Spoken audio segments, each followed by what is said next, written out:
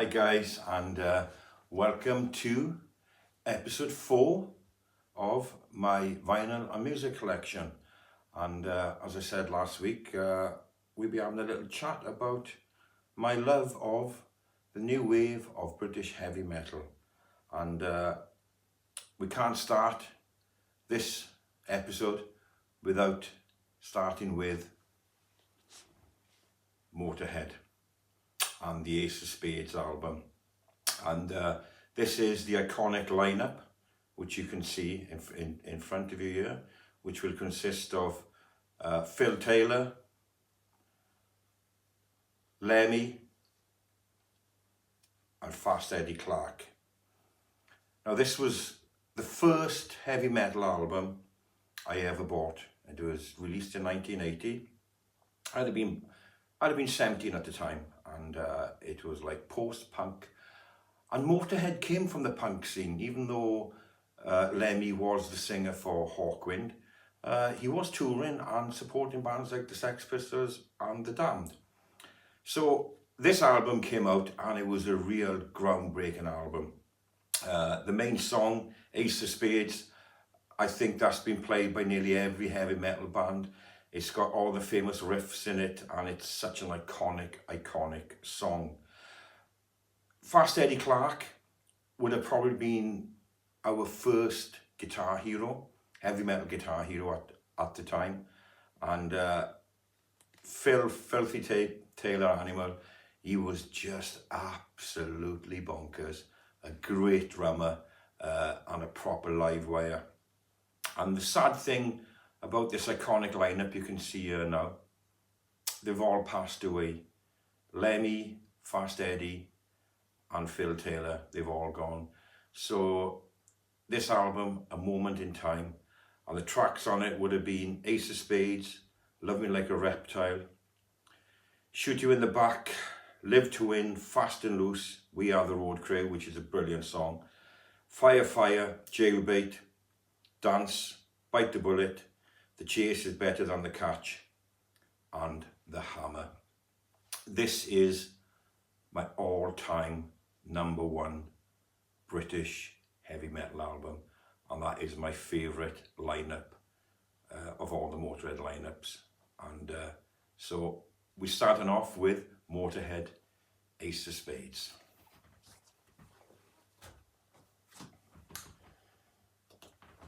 Second album would be an all-girl group, and that's Girlschool. Now this album was produced by Noddy Holder and Jim Lee of Slade.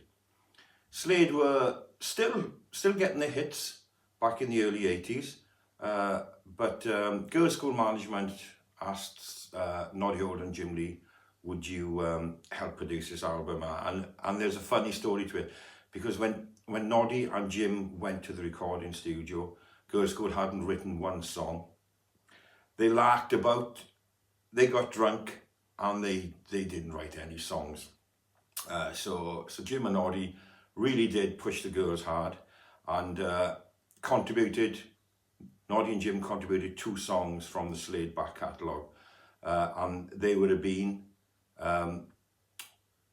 Play Dirty and Burning in the Heat. 2 great songs, but this is a great album, even though the girls give Jim and Noddy a real hard time. It was probably one of their famous albums, and that is called Play Dirty. So that's Girlschool. That's my second album. I'm not saying it's my greatest album, but it's a really good British metal album.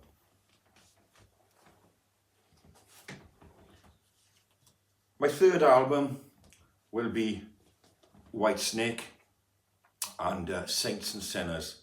Again, I loved this album when it first came out, and it's actually, the actual lineup is a little bit Deep Purple, and there's 2 great guitar players in there.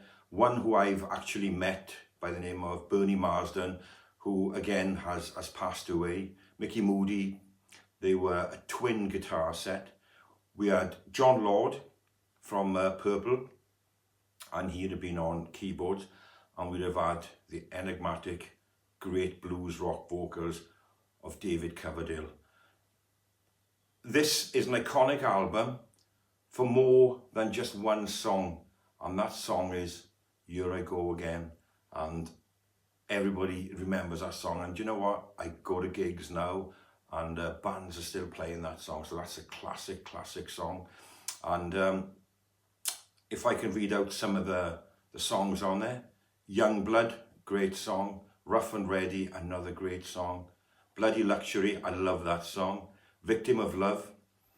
My favourite track on this side is Crying in the Rain. That is just a great song. Side 2, my favourite song of all the album, and that's Here I Go Again. Love and Affection, great song again. Rock and Roll Angels. Dancing Girls, that's another great song. And it finishes off with the title of the album, and it's called Saints and Sinners. And I really did like Whitesnake, and we will be coming back to a bit of Whitesnake further on into these episodes. Anyway, there's Whitesnake. That's the back of the album, and that's with David Coverdale there in his favourite pose.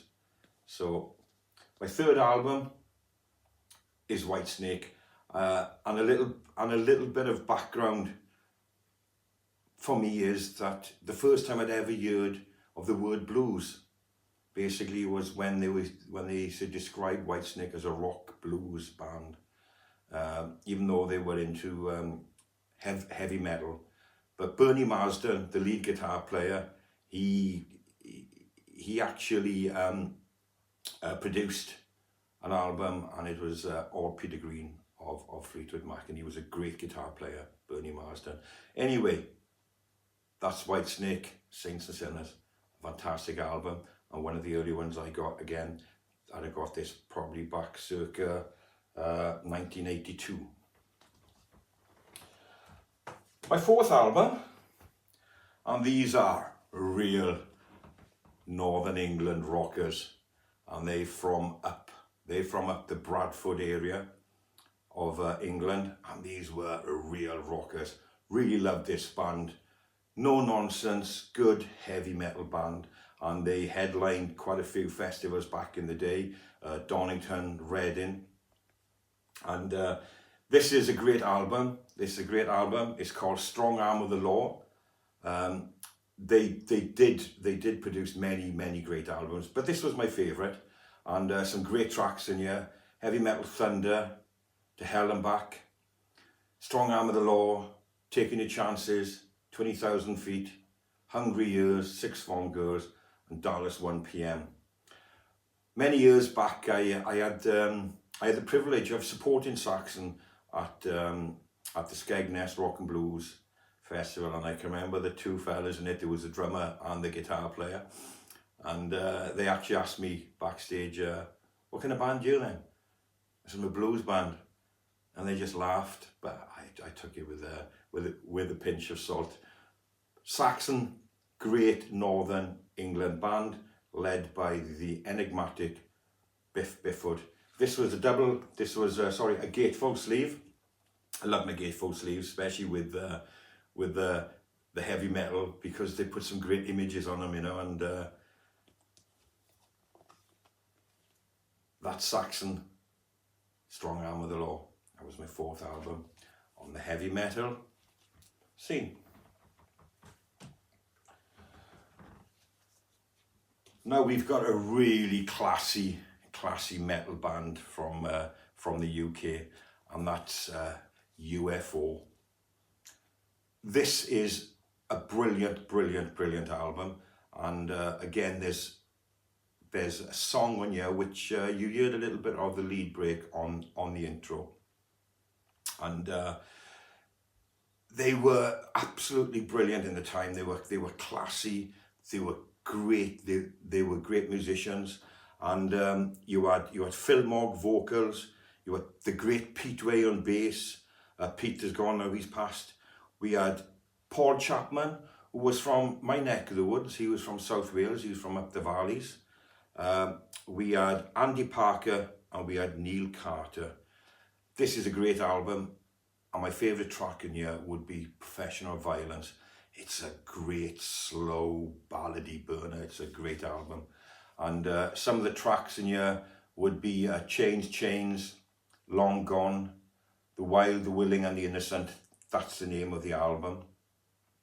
It's Killing Me, Making Moves, Lonely Heart, great song again. Couldn't get it right.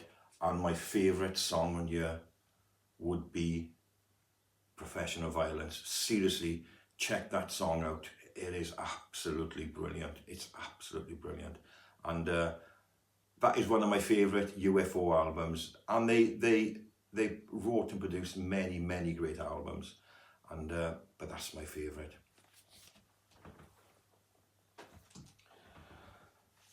Another album which is steeped with a little bit of Deep Purple would be Gillan. And this album was called Future Shock. I loved Ian Gillan. When I first heard this album, I didn't realise that he was one of the early Deep Purple singers, and what a great voice. And this album, in its own right, you don't even have to listen to the music on it. It's got a booklet in it, and the booklet has got all these wonderful, wonderful, wonderful images and paintings. And I absolutely love looking at these images. They're absolutely amazing, and it's, you know, it's all to do with future shock and what's going to happen in the future. Pictures of the personnel, which I'll tell you all about now.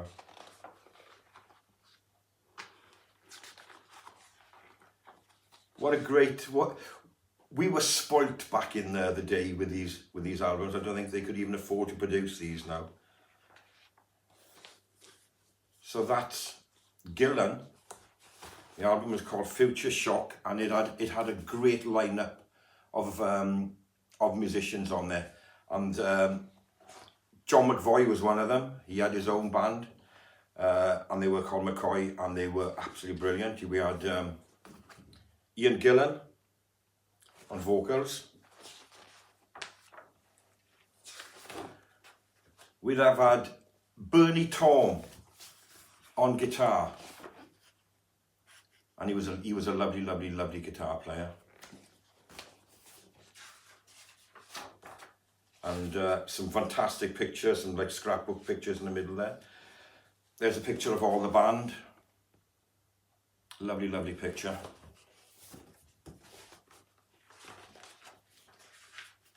We've actually got a lyric sheet with all the lyrics on there, which is brilliant again.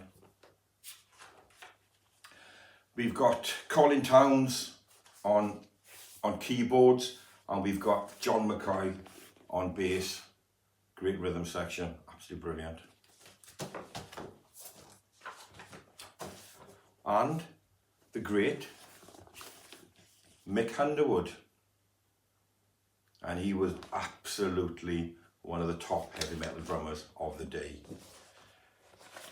This album is called Future Shock, and tracks in here would be Future Shock, Sandy Blue, some brilliant stuff on here. And one of my favourite Gillan albums. I've got a few more Gillan albums, but that is one of my favourite ones.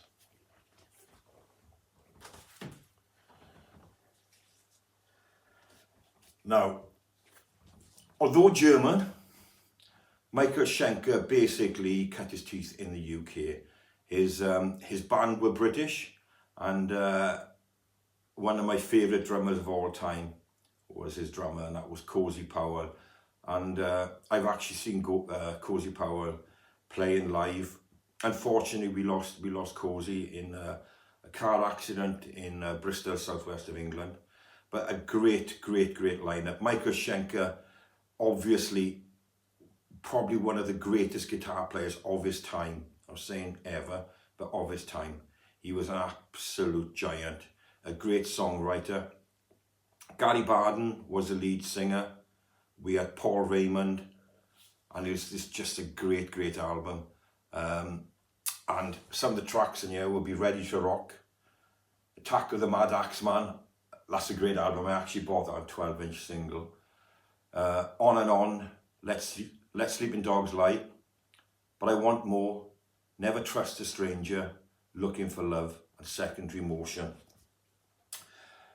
Michael Schenker was the brother of Rudolf Schenker of the Scorpions, and another great band and a great legacy as well.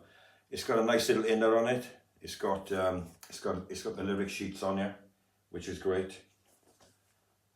And on the back here we've got the Michael Schenker bands, like Gary Barden vocals, Chris Glenn bass, another that is an absolute legend in the British heavy metal scene. Cozy Powell drums, Paul Raymond keyboards, Michael Schenker guitar.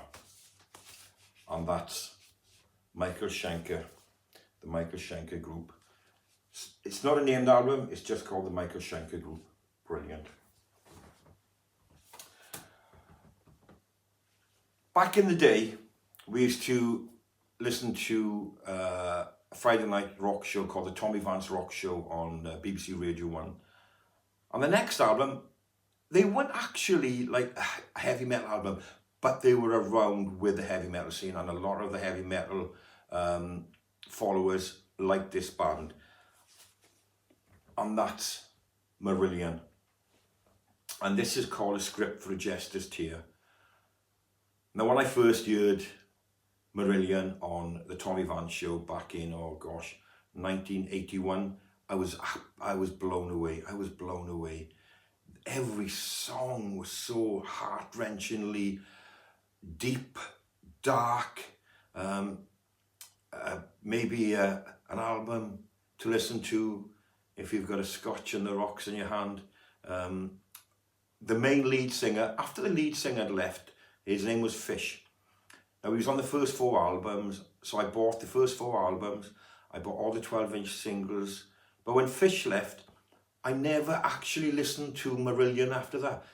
And even though Marillion is still going, to me, this was one band that could not hit the heights it had hit without that lead singer, Fish. And the songs in this album were Script for a Jester's Tear, Everyone is a Classic, He Knows You Know, The Web, Garden Party, which I've got on 12-inch single, Chelsea Monday, and Forgotten Sons. Even just 6 tracks, but they're 6 long tracks. And they tried to put this band in the prog rock because they said that they were a bit like Genesis, the Peter Gabriel Genesis. I can see it, but they came out during the heavy metal years between 1979 and about 84. And this is a great album. Great gatefold album again. Love it. Great lyrics. There's the back.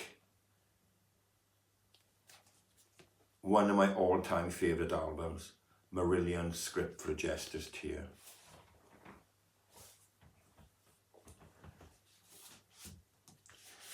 Right, another album. This is AC/DC, and you're all going to say, Australian. Yes, but they were all born in Great Britain. This is the iconic original lineup of Angus Young, Malcolm Young, Bon Scott, Phil Rudd, and Cliff Williams on bass. This was one of the early albums. I suppose there's a little bit of a debate. Is it Bon Scott you like, or is it Brian Johnson? I like the both of them, and I've got albums with Brian Johnson on it. The new, well, they call him the new AC/DC singer, but he was originally with a British glam band called Geordie, and he just suited AC/DC. And this is a great album. It's called You've Got It, and it's got all the classics on here: Riff Raff, Hell Ain't a Bad Place to Be, Bad Boy Boogie, The Jack, Problem Child, the all-time AC/DC classic, A Whole Lotta Rosie, Rock and Roll Dalmatian, High Voltage, Let There Be Rock, and The Rocker. I love this album. I've got a few AC/DC albums, and I'll be bringing a few of these out in time. There's Angus there with his SG coming through his back, and there's a photo of him with the SG going through his stomach. This is a live album recorded in 1978.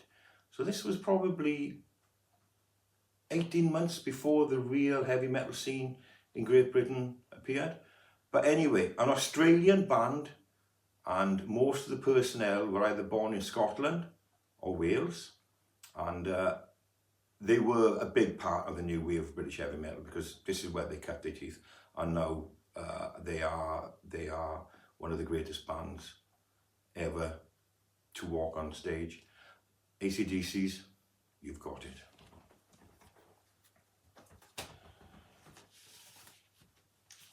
Right, Iron Maiden. I haven't got an Iron Maiden album, but I got a couple of Iron Maiden 12-inch singles.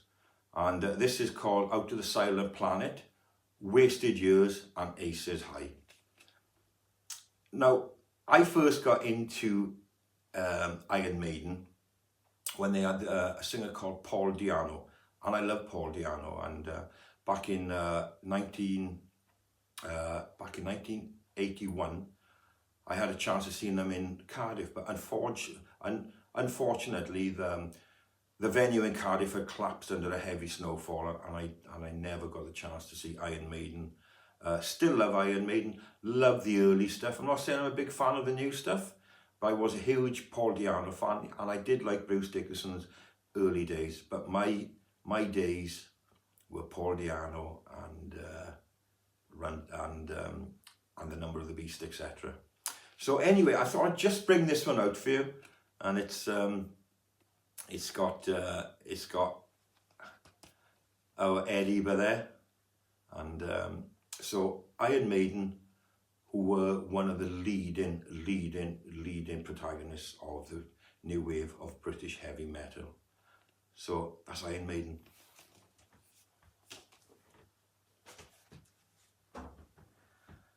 And back in the day, we had a compilation album released in the UK, and every budding headbanger, heavy metal follower had this album in their collection, and it's called Axe Attack. And this gave us youngsters a big opening to heavy metal. Who are the leading metal singers? Who are the bands? And when I first got this album, I didn't know most of these bands, but we had All Night Long, Rainbow, great band. Running Whiteface, City Boy, Ian Gillan. Breaking the Law, the great Midlands band, Judas Priest. Cat Scratch Fever, Ted Nugent. He's from across the pond, as they say. Make It Real, the Scorpions, which were a German band. Race of the Devil, Girlschool, that's one of their famous songs. Doctor Doctor, UFO, that is still another classic song. AC/DC, Highway to Hell. Whitesnake, Ready and Willing, great song. Iron Maiden, Running Free, and Paul Di'Anno would have been the singer on that one. We've actually got Aerosmith on here, Sweet Emotion. You've got Loving. Frank Marino and Mahogany Rush, didn't hear too much about them, but I heard one or two things. Black Sabbath, Paranoid, we'll be doing a little bit on Black Sabbath, don't worry about that. And Motorhead, Bomber. Everyone called this a really cheesy album. It's not. It's got some classic songs on here. And it was a chance for us. We didn't have YouTubes and MTV back in 1979. So we didn't know what these guys looked like. We had a magazine called Kerrang, which I've got the first issue. But it gave us a chance to actually see what they looked like.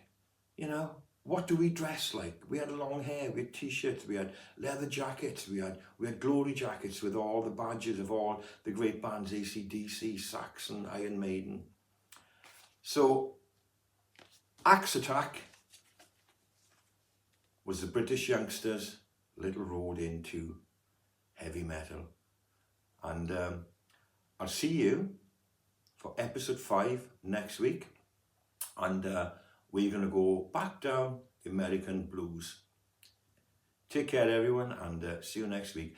And if you go onto my YouTube channel, on the playlist, you'll see every episode on there. And please subscribe and like. It does me a great favour, and it helps me build up this great little podcast for you. Take care, everyone. See you next week.